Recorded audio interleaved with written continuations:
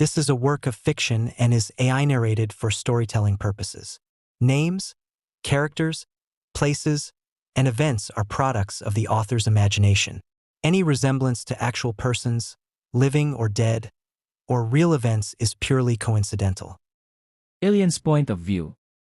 Ngayon ang huling araw ng obserbasyon ko kay Callum. Halos hindi ko namalayan na ilang linggo na rin pala akong sumusulat. Nagmamasid. At tahimik na sumusubaybay sa bawat hakbang ng isang taong minsang inakala kong imposibleng pakisamahan. Pero heto ako ngayon. Nakasuot ng malinis na uniforme.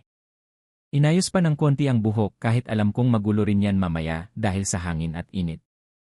At bitbit ko ang clipboard na punong-puno ng notes. Hindi lang tungkol sa pagiging kadete ni Callum, kundi sa kabuuhan niyang pagkatao. Hindi ko rin maipaliwanag kung bakit ako ganito ka-excited. Para bang may graduation na magaganap. Pero hindi diploma ang ibibigay kundi pagkilala. Hindi lang bilang isang mahusay na kadete, kundi bilang isang taong may kakayahang magbago at magmahal. Naglakad ako papunta sa field. Dala ang maliit kong bag. Tubig. At syempre ang clipboard ko. Inayos ko ang lakad ko kahit medyo mabigat ang katawan sa pagod. Maraming gawain. Kaliwat kanan. Pero sabi ko nga sa sarili ko, kahit pagod palagi dapat fresh pa rin sa harap ng mga tao. Ayokong makita ni Callum na mukhang lutang ako sa trabaho. Ayoko ring isipin niyang wala akong panahon sa sarili ko. Lalo na ngayong last day ng obserbasyon. Pagkarating ko sa paborito kong spot. Ang lilim sa ilalim ng punong malapit sa gilid ng field. Agad akong umupo. Dito ko siya laging pinagmamasdan. Mula sa distansyang to. Tanaw ko siya. Kita ko kung paano siya kumikilos. Kung paano siya nakikisalamuha. At kung paano siya unti-unting nagbago. Tinunggo ng mata ko ang direksyon ng mga kadeteng nag-insayo. Doon siya agad tumambad sa paningin ko. Suot pa ang sunglasses niya habang seryosong nakikisabay sa drill. Ang lakas ng dating niya. Kahit pawisan. Kahit may putik ang boots niya. Kahit may ilang buhok na humulagpos mula sa ilalim ng cap niya. Napangiti ako nang hindi ko namamalayan. Sino ba kasi di mahuhulog sa isang Montgomery? Sino ba ang hindi mahuhulog sa hitsura niya? Maliban sa pagiging gwapo, malinis din siyang tingnan. Yung tipong pawisan na pero alam mong mabango pa rin. Kinuha ko ang clipboard ko at sinimulan ng sumulat. Ilang beses kong sinuri ang dati kong notes. Naaalala ko pa. Noong unang linggo, halos puno ang mga pahina ng salitang argumentative, doesn't follow, non-compliant, quick-tempered. Pero habang lumilipas ang mga araw, unti-unting nagbabago ang mga nakasulat. Unti-unting lumambot ang tono. Hanggang sa ngayon ay ibang salita na ang nakasulat sa clipboard ko tulad ng respectful, responsive, responsible, doesn't complain anymore, listening to the commander. Hindi ko alam kung ginawa niya yon dahil gusto niyang magbago. O baka dahil gusto niyang patunayan sa akin na kaya niya. Na kaya niyang tanggalin yung pader na siya mismo ang nagtayo noon sa pagitan naming dalawa. Napalingon ako nang biglang nag-water break ang buong grupo. Doon ko siya muling nakita. Papalapit siya sa akin. Mabilis ang lakad niya. Akala ko may iabot lang. Baka tubig o kung anong dahilan para lang makalapit. Tumayo ako. Iniisip na baka may kailangan siya. Pero nang tumapat siya sa akin, hindi tubig ang inabot niya. Hindi rin siya nagsalita agad. Tinitigan niya lang ako. Tila nagulat din sa itsura ko. Napakunot ang noo ko sa tagal ng titig niya. Ang ganda mo ngayon ah. Mahinang sabi ni Callum. Mababaw, oho. Pero sa tono ng boses niya, parang bumagsak lahat ng araw na pagod ko. Napatigil ako. Napatigil yung kamay kong hawak ang ballpen. At parang napaso yung mga pisngi ko. Napayuko ako. Bahagyang napangiti. Hindi ko alam kung saan ako titingin. Tumigil ka nga. Sabi ko kay Callum pilit na pinapakalma ang sarili. Pero ngumiti lang siya. Yung tipong ngiti na alam mong hindi biro. Hindi rin simpleng pang-aasar. Pwede pa kiss? Tanong ni Callum sakin sabay ngiti. Napatingin ako agad sa paligid. Nanginginig ang tuhod ko sa kaba. Baka may makarinig. Baka may makakita. Baka may magsumbong pa. Hinampas ko siya sa braso. Hindi malakas pero sapat para iparamdam na hindi ito ang tamang lugar. Tumigil ka, Kalum, ha? Di ka pa ba nagsawa kagabi? Tanong ko kay Kalum. Napakamot siya ng ulo. Lionsy, parang bata na nahuli sa kalokohan. Iba yung kagabi. Iba yung ngayon. Ang damot mo talaga. Sabi ni Kalum sabay nguso pa. Napairap ako pero hindi ko mapigilan ang tawa. Hindi ito ang tamang lugar para sa hinihiling mo. Sabi ko kay Kalum. Tapos kung siya nag-uutos sa akin, sinusunod ko agad. Kasi pag di sinunod, bigla na lang akong sasaktan. Tapos ngayon, kiss lang di pa kayang ibigay. Sabi ni Kalum sabay tingin sa malayo na parang nagtatampo. Hay nako! Ang kulit mo talaga. Sabi ko kay Kalum. Umupo na lang ako. Saka umupo siya sa tabi ko. Tinanggal ang cap niya. Pinahapay ang buhok.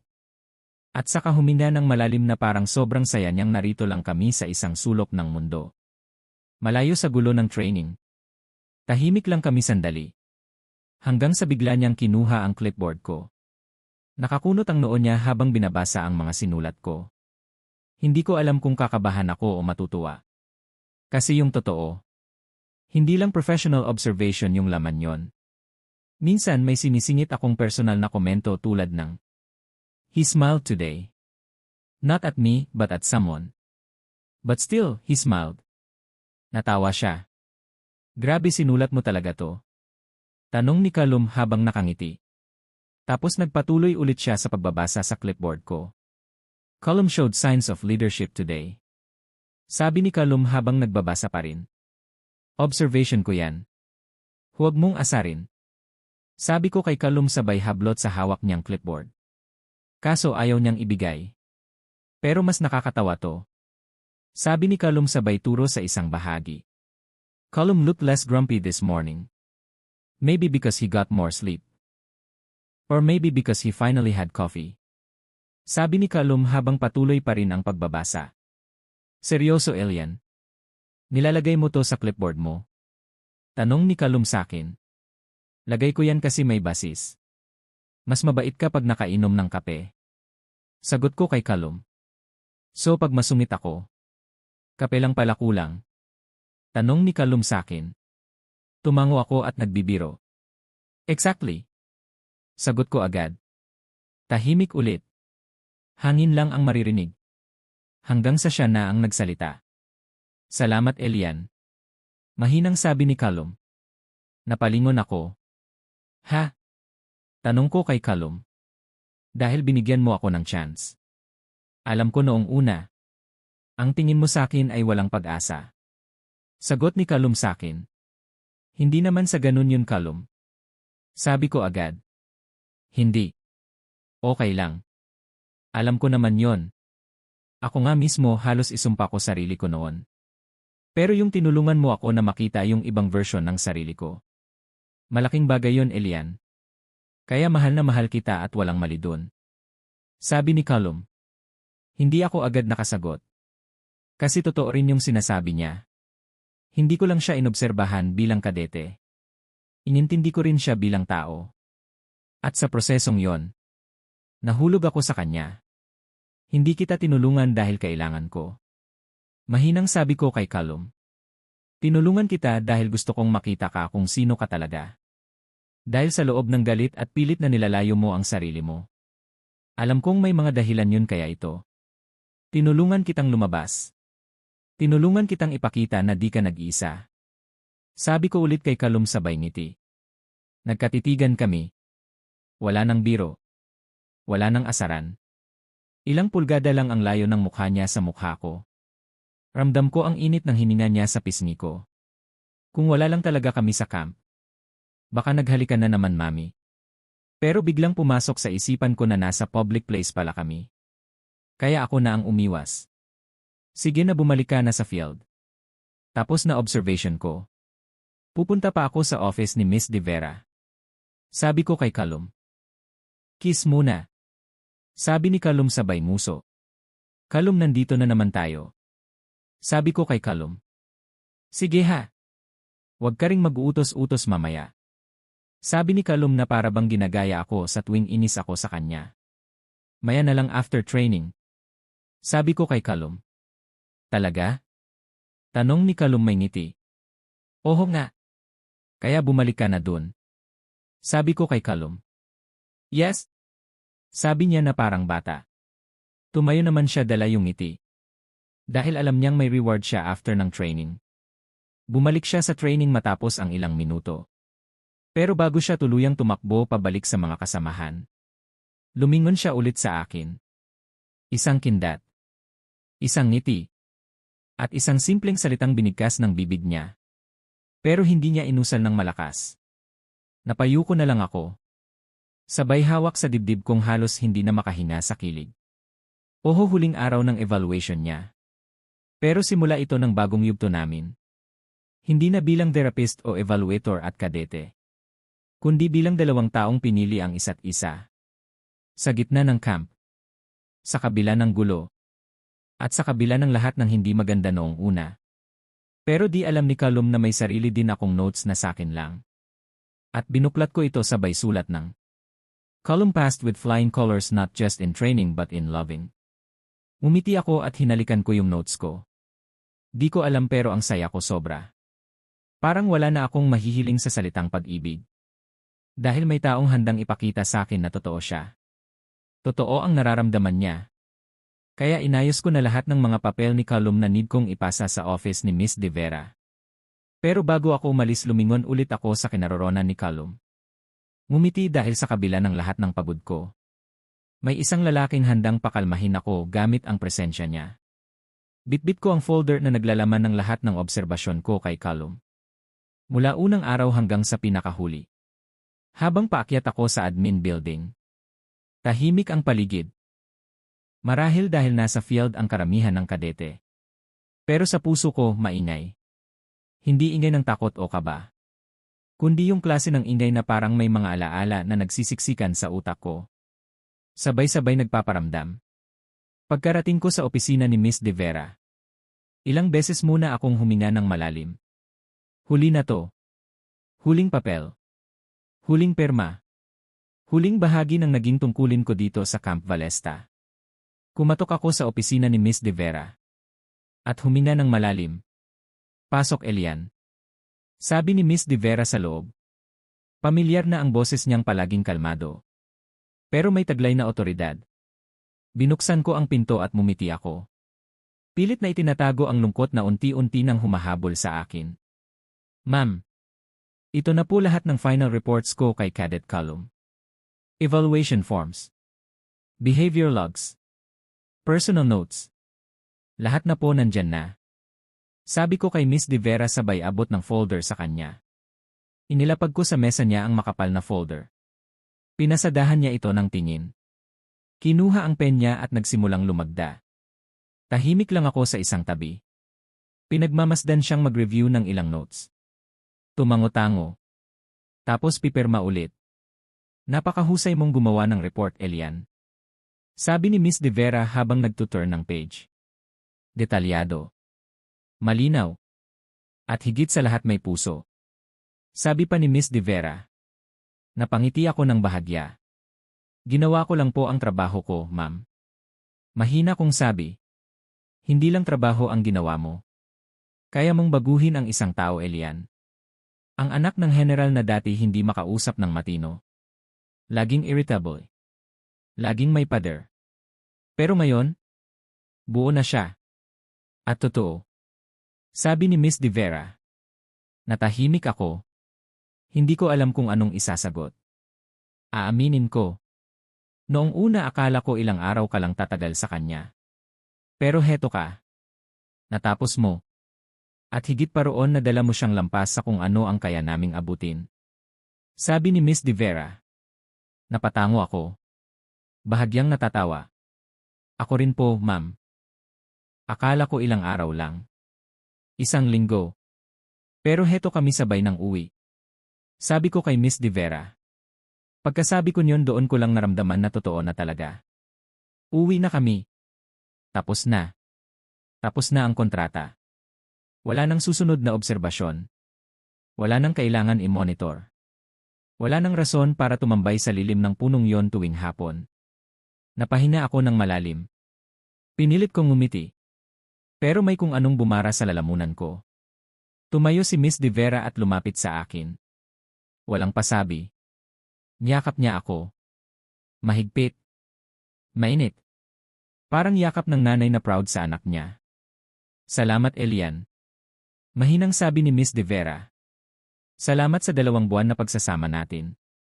Masayang pag-uusap. Chismisan pero ngayon uwi ka na. Mamimiss kita. Sabi ni Miss De Vera. Hindi ko na napigilan. Dumaloy ang luha ko habang yakap ko siya. Ilang saglit pa. Kumalas kami. At pareho kaming natawa habang pinupunasan ang mata ko. Ma'am, hindi po to goodbye. Sabi ko pilit pa ring ngumiti. Alam ko. Sagot ni Miss De Vera. Makikita pa tayo sa labas ng kampo. Pero iba pa rin yung araw-araw ko kayong nakikitang dalawa rito. Magaan sa loob ko. Sabi ni Miss De Vera. Salamat din po ma'am sa mga advice saka mga natutunan ko sa'yo bilang therapist. Sabi ko. Hay kung pwede lang sana na dito ka na lang palage. Biro ni Miss De Vera. Natawa ako ng mahina at napapunas pa rin sa luha. O siya. Tapos na to. Pwede mo na tong ibigay kay General. Sabi ni Miss De Vera sabay abot ng mga papel. Thank you ma'am. Ngiti ko. Tuluyan akong lumabas sa opisina ni Miss De Vera. Tuluyan akong bumalik sa kwarto para makapagluto ng makakain namin ni Callum. Saka magliligpit na rin para mamaya pag-alis na lang. Nang makapasok ako sa kwarto agad akong napahinga ng malalim sabay lapag ng mga papel sa mesa namin. Kinuha ko yung oversized shirt ni Callum na sinuot ko kagabi saka nagpalit na ako ng suot para makapagluto na din. Ito yung huling luto ko sa kwartong ito. Sinigurado kong malinis ang kwarto bago kami umalis para walang problema. Isinalang ko na yung kaldero sa kalan at bumalik ulit sa kama ko para ayusin ang mga natitirang damit. Hindi naman ganoon karami. Pero sa bawat tiklop ng damit. Sa bawat sulok ng drawer na nililinis ko. Parang may parte sa akin na ayaw pang umalis. Dito ko siya unang nakita. Dito ko siya unang kinainisan. Dito ko siya unang minahal. At dito nagsimula ang lahat-lahat. Kinuha ko ang isang maliit na envelope mula sa ilalim ng unan ko. Nandoon ang maliit na Polaroid picture namin ni Callum. Kuha nung nag-team building. Hindi siya nakangiti sa kamera. Pero alam kong masaya siya noon. Ako rin masaya that time. Kasi magkasama kami. Nilagay ko ito sa gitna ng notebook ko. Hindi ko na kailangang ipaskil. Sapat na yung dalhin ko siya kahit saan ako magpunta. Sinulyapan ko ang kama niya. May ilang gamit na hindi pa nakaayos. Ibig sabihin, mamaya pa siya mag-impake. Siguro ayaw pa rin niyang matapos to, kagaya ko. Pinagmasdan ko yun sandali. Bago ako tumayo. At humina ng malalim. May lungkot oho. Pero mas malaki ang pasasalamat. Kasi dumating siya. Kasi nagbago siya. Kasi minahal ko siya at minahal din niya ako.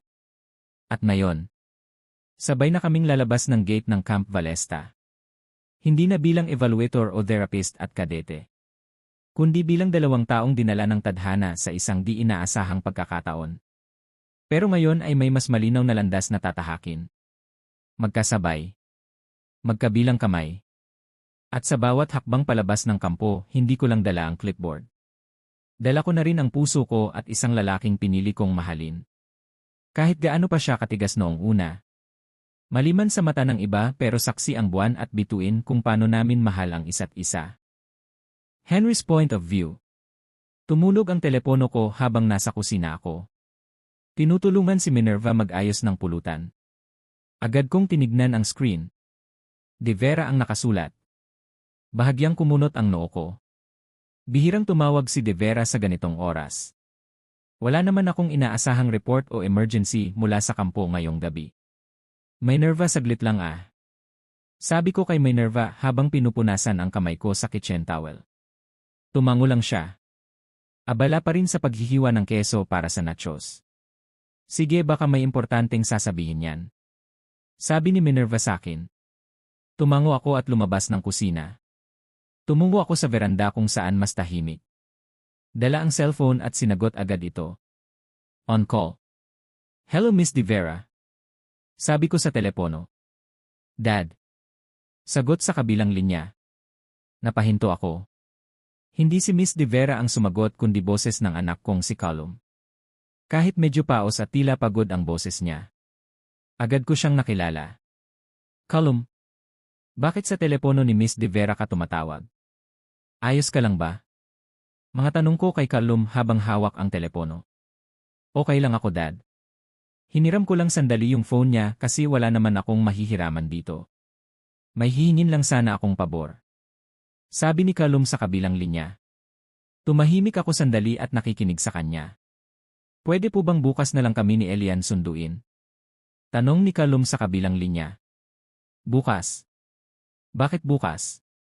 Tanong ko kay Callum medyo nagulat. Tapos na ang last evaluation niya, Callum. Wala nang obligasyon si Elian dyan. Nakasulat sa kontrata na pag natapos na ang lahat, lalo na yung evaluation, uwi na kayo. Sabi ko kay Callum sa telepono. Opo, tapos na po lahat. Nasubmit na rin yung mga report.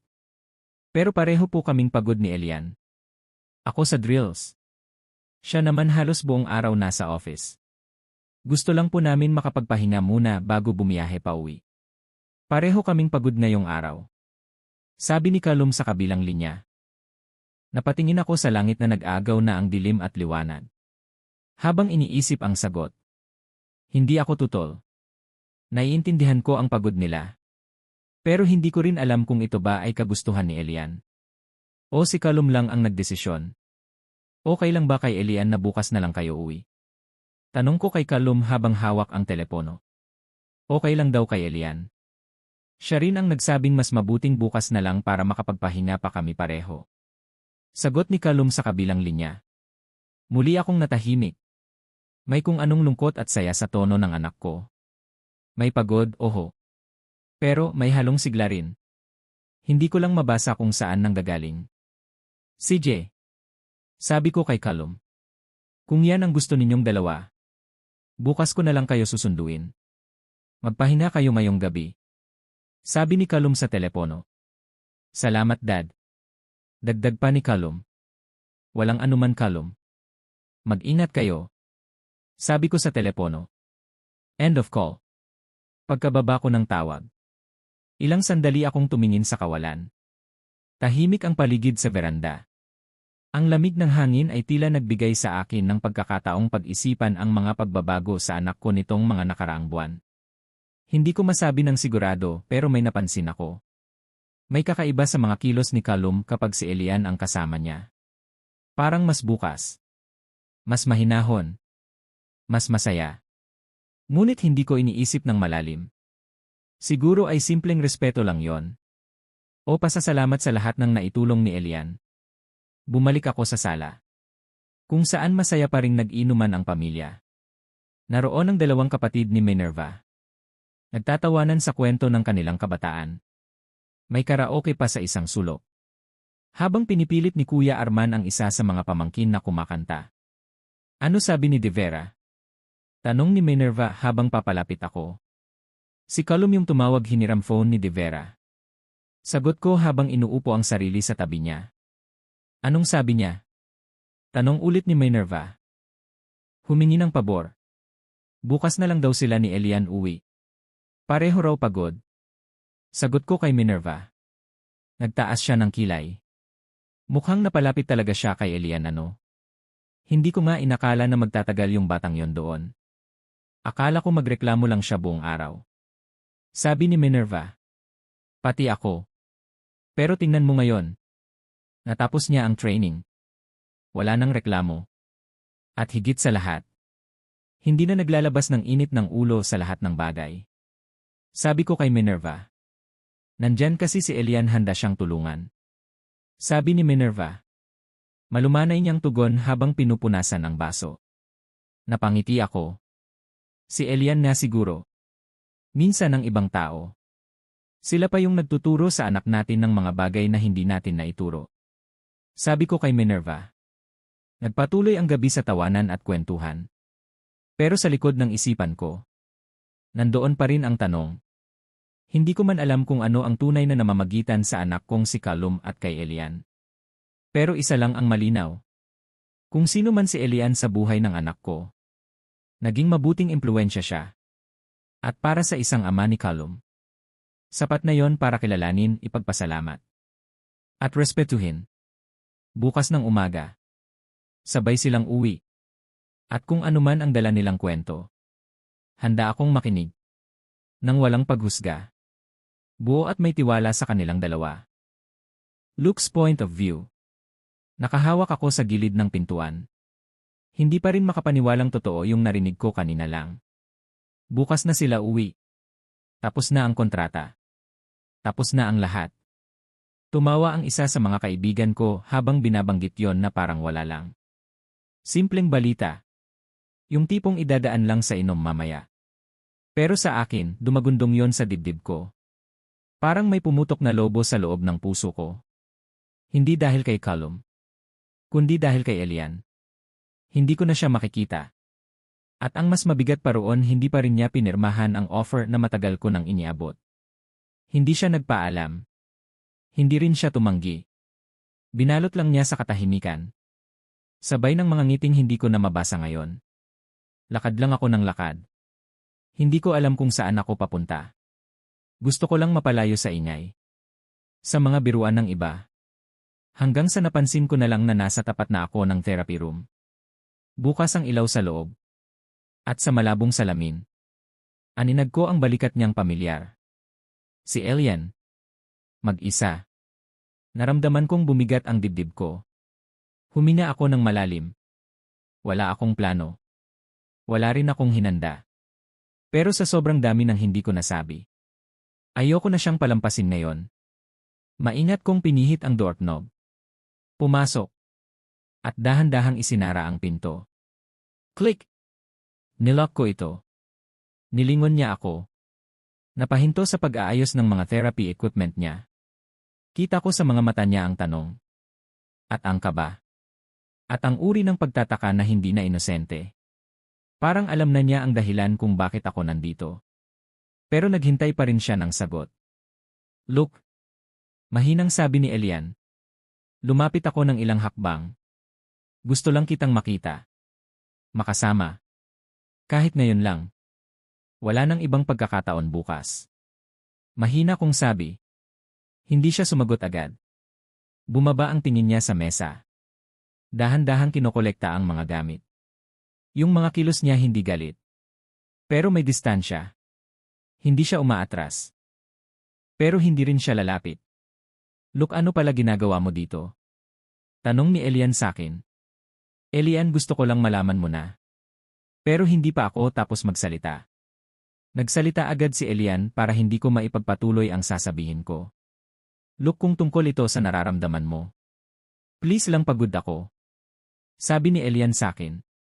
Alam kong totoo yon. Kita sa mga mata niya. Hindi lang pisikal. Pati sa puso. May bigat. May takot. At may pag-iwas. Pero mas malakas ang tinig sa loob ko. Yung parte kong ayaw pa ring sumuko. Bakit? Bakit hindi mo kayang tingnan sa mata ang tanong ko? Tanong ko sa kanya. Tumahimik siya. Hindi ako makagalaw. Para kaming dalawang nilalang sa pagitan ng isang bagay na hindi maipaliwanag. May hangganan. Pero wala namang nagtakda kung kailan ito nangyari. Kayo na ba? Kayo na ba ni Callum? Tanong ko kay Elian. Napatigil siya. Isang segundo. O dalawa. Pero hindi siya tumingin sa akin. Hindi rin siya sumagot. Kinuha lang niya yung clipboard. Kinuha ko rin ito para pigilan siya.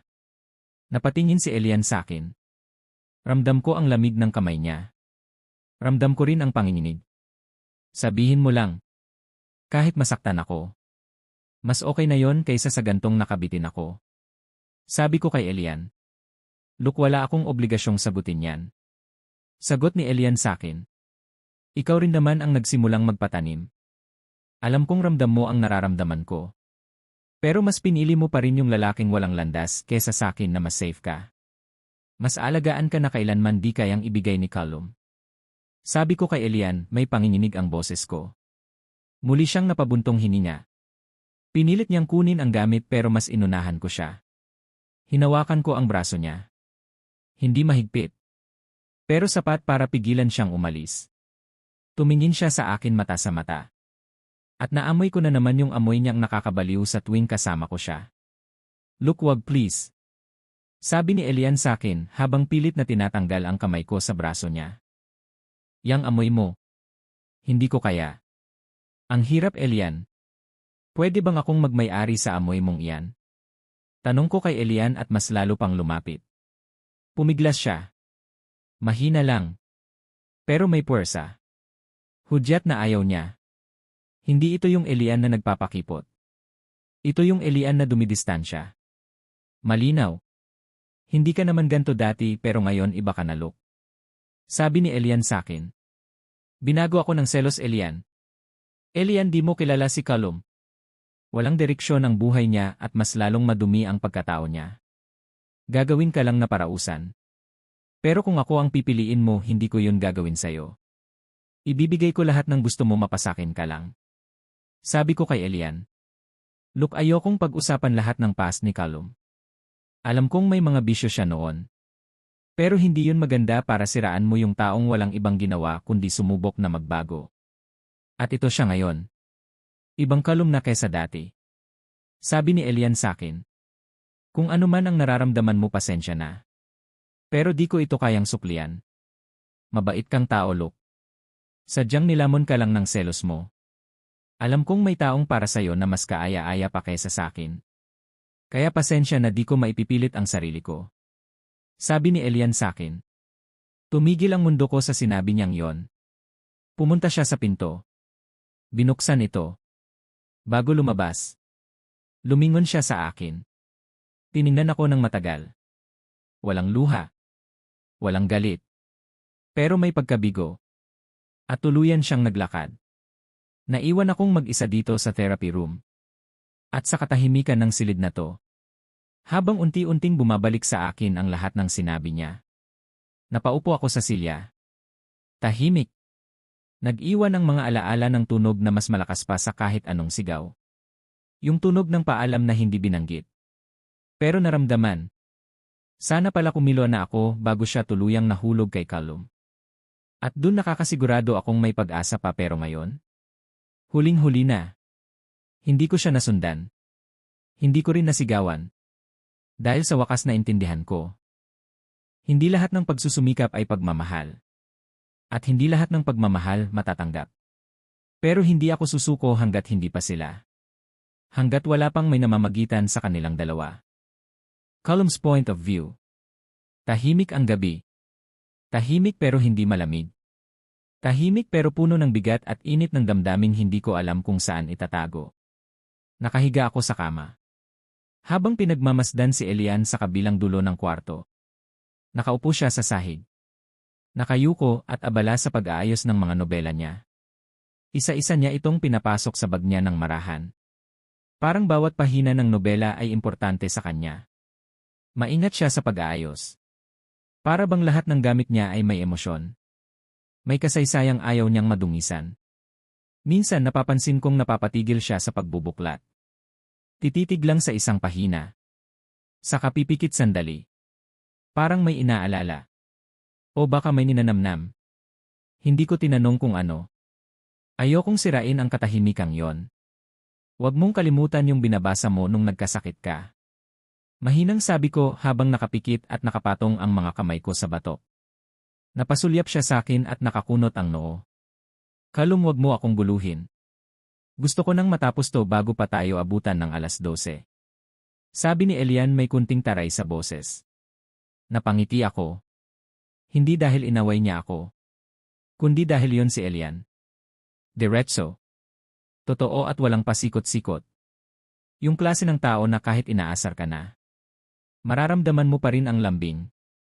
Tumawa ako ng mahina. Sapat para marinig niya. Pero hindi para inisin. Pilit siyang umiwas ng tingin. Pero kita kong kumurba ang labi niya. Pinipigilan ang ngiti. Ganon siya tuwing kinikilig, kunwari naiinis sa akin. Pero nahuli ko pa rin. Ilang sandali pa natapos din siya. Tumayo siya. Pinunasan ang pawis sa leg. Saka nilapitan ang maleta at sapatos na nakasalansan sa gilid ng kwarto. Tiningnan niya ang pagkakaayos ng lahat. Parang final inspection. Gusto ko sanang sabihin na ayos na ang lahat. Pero hinayaan ko lang siyang suriin ito sa sariling paraan. Dahan-dahan akong tumayo mula sa kama. Lumapit ako sa likuran niya. At walang sabi-sabing niyakap siya mula sa likod. Sapo ng mga braso ko ang baywang niya. At idinikit ko ang ilong ko sa batok niya. Malamig ang balat niya. Pero ang init ng damdamin ko ay parang sumisingaw sa yakap na yon. Napapikit ako. Walang amoy ng pabango. Walang halimuyak ng sabon. Kundi siya lang. Si Elian lang. Sapat na para mapalalim ang buntong hininga ko. Hindi siya kumibo. Pero nang dahan-dahan siyang humarap. Nakita ko ang mata niyang lumambot. Napalitan ang ngiti ang pagod. At sa sandaling yon, wala nang maleta. Walang sapatos. Walang bag. Kundi kami lang. Kami lang sa kwarto. Matulog na tayo. Okay na ang lahat. Para bukas masaya tayong uwi. Mahinang sabi ni Elian. Tumango ako pero bago ako sumang-ayon. Sabay kong iniba ang tono ng boses. Bago tayo matulog inom muna tayo, pampaantok lang. Sabi ko kay Elian, mahina. Napataas ang kilay niya. Inom. Bukas na ang alis natin, Callum. Nasisiraan ka na? 11:00 na ng gabi tas inom ka pa. Tigilan mo ko ha. Umaandar na naman yung utak mo. Sabi ni Elian na may halong sermon. Kunti lang naman. Sabi ko may halong lambing. Alam ko na patutunguhan yan, Callum. Kilala na kita. Kaya manahimik ka dahil matutulog tayo. Sabi ni Elian. Natawa ako. Iinom lang naman. Ikaw tong green-minded eh. Sabi ko kay Elian. Tapos ano? Gigising na naman akong may marka sa leg. May mga pasa sa hita. Tapos iyak pa ako sa sakit kinabukasan dahil hirap sa paglalakad. Mga tanong ni Elian sa akin. Yung boses niya parang isang nanay na pinapagalitan ang anak. Tinakpan ko ang bibig ko habang natatawa. Hindi dahil natutuwa akong nasasaktan siya. Kundi dahil kabisado niya na ako. Na parang bawat galaw ko ay naintindihan niya. Kahit hindi ko pa sinasabi. Tumabi na lang ako sa kanya sa kama. Nahiga kami. Sabay titig sa kisami. Walang salita. Pero damang-dama ang bigat ng sandaling ito. Ang gabi bago ang bagong yugto. Huwag ka munang umuwi bukas sa inyo. Sa bahay ka muna. Kahit 2 gabi lang. Sabi ko kay Elian habang nakatingin sa kisami. Hindi siya sumagot agad. Pero napansin kong bumangon siya at tumingin sa akin. Hindi pwede. Gusto ko na ring makita ang pamilya ko. Sagot ni Elian sa akin, masama ang tingin. Napikit ako. Marahang huminga. Baka mamaya pag-uwi mo. Malaman ko na lang na may kasama ka na palang iba. Sabi ko kay Elian. Tahimik ulit. Pagkatapos ng ilang segundong tila walang hangin. Muli siyang humiga. Pero ngayon may halong buntong hininga. Humiga siya sa braso ko. At ramdam ko ang bahagyang pagbagsak ng katawan niya na tila nagsasabing, sige na nga. Pero narinig ko rin ang mahinang bulong niya. Parang reklamo. Parang masungit na dasal. Hindi ko naintindihan lahat ng salita. Pero sigurado akong ako ang pinatutungkulan niya. Napangiti ako. Hanggang sa kinagat niya ang braso ko. Aray! Sigaw ko dahil sa kagat ni Elian. Nakasimangot siya. Parang batang nagtatampo. Ang kulit mo kasi. Sabi ni Elian sa akin. Parang hindi mo ako pinapakinggan. Dapat gusto mo ikaw lang masusunod sa ating dalawa. Sabi ni Elian may halong inis. Ngumisi ako. Sige. Papayagan kitang umuwi bukas kung inom tayo ngayong gabi. Sabi ko sabay ngiti ng pilyo. Agad naman niya akong tinarayan dahilan para matawa ako. Alam ko na galawan mo pag nalalasing ka. Tapos pag nag-init ka dahil sa akin. Ako na naman ang kawawa. Tapos iyak na naman ako. Alam mo ba kung gaano kasakit ha? Tapos ikaw masayang-masaya sa ginagawa mo. Reklamo ni Elian sa akin. Napahagal pa ako ng tawa. Sabay hawak sa bewang niya sabay bumulong ng. Paano kasi masyado mong pinapainit itong katawan ko? Kahit gawin natin yun buong magdamag okay lang basta ikaw. Bulong ko kay Elian. Hinampas niya ako sa dibdib. Tumigil ka nga. Sigaw niya sa akin. Pero kahit ganon humilig siya sa dibdib ko. Tumahimik. Pero maya-maya. Naramdaman ko ang dulo ng daliri niya. Gumuguhit ng bilog sa dibdib ko. Walang sinasabi. Pero sa simpleng haplos na yon, ramdam ko ang damdamin niyang hindi marunong magsinungaling. Hindi mo na kailangang matakot. Sabi ni Elian sa akin. Walang ibang darating. Kahit bumalik ka pa ng ilang ulit. Ikaw pa rin ang gusto kong salubungin. Dagdag ni Elian. Tumitig ako sa kesami. Pilit pinigilan ang pagngiti. Pilit pinipigil ang pagsabi ng mga salitang mahal kita. Hindi dahil hindi ko siya mahal. Kundi dahil natatakot akong baka hindi sapat iyon para sa lahat ng gusto kong ipadama. Pero sa ngayon sapat na ang katahimikan namin. Sapat na ang paghinga niya sa dibdib ko. At sapat na ang katotohanang mahal pa rin niya ako. Kahit matigas ang ulo ko. At sa gabing ito, bago kami umalis sa kwartong ilang beses naging saksi sa pagtatalo. Tawanan. Halikan. At muling pagtanggap. Hindi ko nahihilingin pa ang wine o anumang selebrasyon. Kasi ang pinakamasarap sa lahat ng ito ay siya. Si Elian. Si Elian na walang katulad. Fast forward. Hindi ako makatulog. Nakatitig lang ako sa kesami. Habang pakiramdam ko ay parang niluluto sa sarili kong balat ang buong katawan ko. Mainit. Mabigat. Parang pinipigilan ko ang isang bagay na kusa ng gustong kumawala. Katabi ko si Elian. Nakatalikod. Nasa kanya pa rin ang atensyon ko. Kahit ilang minuto na siyang hindi nagsasalita. May hawak siyang novel. Nakahiga sa gilid ng kama na para bang wala siyang nararamdaman. Pero ako ang halos mabaliw sa presensya niya. Suot niya yung damit ko at saka naka-dolphin short lang. At dahil doon, bawat galaw ng katawan niya, bawat pag-angat ng dibdib, bawat malalim niyang hinga, ramdam ko, nakikita ko, lalo na yung kurba ng likod niya, yung liit ng bewang niya, yung puting balat na parang sinadya para akitin ako sa bawat segundo. Hindi ako makagalaw sa una. Pinipigilan ko pa sarili ko. Pero habang tumatagal, parang hindi ko na kaya. Dahan-dahan akong lumapit. Nilapat ko ang palad ko sa bewang niya. Mainit. Ang lambot ng balat niya sa ilalim ng kamay ko. Hinila ko siya pabalik sa direksyon ko. At nang dumikit na ang katawan niya sa dibdib ko, hindi ko na ata kaya pang pigilan. Hinalikan ko siya sa balikat. Makinis. Mainit. Mabango. Yung amoy niya na walang pabango pero nakakabaliw. Callum. Bakit parang may matigas sa likod ko? Tanong ni Elian sa akin habang napatigil siya kakabasa sa novel na hawak niya. Halos matawa ako sa kaba. Ha? Wala. Remote lang yan. Pagpapalusot ko sa kalokohan. Lumingon siya sa akin. Tiningnan ako. Tapos binaling ang tingin sa ibaba. Alam kong nakita niya yung bagay na sinasabi niya. Natawa ako sa reaksyon niya dahil wala na akong maitatago pa. Hindi siya nagsalita. Pero umayos siya ng higa. Kinuha yung kumot at unan niya. Parang gustong tumakas. Ayoko dito sa kama ko. Parang mapapahamak na naman ako. Sabi ni Elian. At dali-daling kinuha ang unan at kumot niya. Alam ko yung ibig niyang sabihin. At natawa ako sa kilos niya. Na parang mapaparusahan siya. Pero hindi ko siya papayagang umalis. Hinawakan ko siya sa braso. Mahina lang. Pero sapat para maramdaman niyang ayokong mawala yung sandaling ito. Pinahiga ko siya ulit sa tabi ko. Tiningnan ko yung mata niya. Yung bahagyang panginginig ng labi niya.